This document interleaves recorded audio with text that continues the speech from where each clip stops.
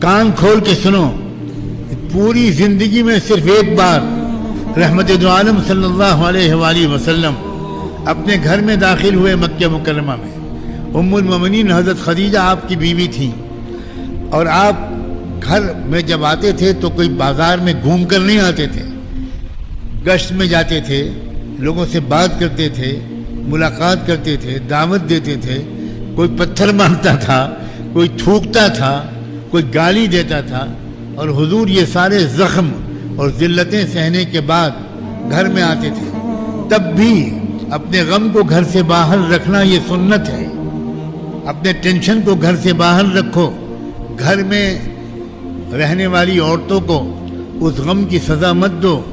تو آپ مسکراتے ہوئے گھر میں داخل ہوتے تھے، سلام کر کے گھر میں داخل ہوتے تھے۔ ایک بار زندگی میں یہ ہوا کہ سلام بھی کرنا بھول گئے آپ، اور مسکراہٹ آپ کے چہرے پر نہیں آئی، کیونکہ بہت ظلم سہ کر آپ گھر میں داخل ہوئے تھے۔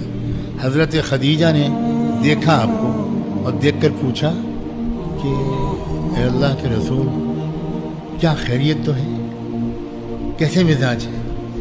حضور نے کہا کیا بات ہے؟ کوئی خاص بات نہیں۔ حضرت خدیجہ نے کہا کہ نہیں، آج آپ نہ تو مسکرائے ہیں نہ سلام کیا۔ اللہ اکبر! لاکھوں درود و سلام ہوں رحمت دو عالم صلی اللہ علیہ وآلہ وسلم پر۔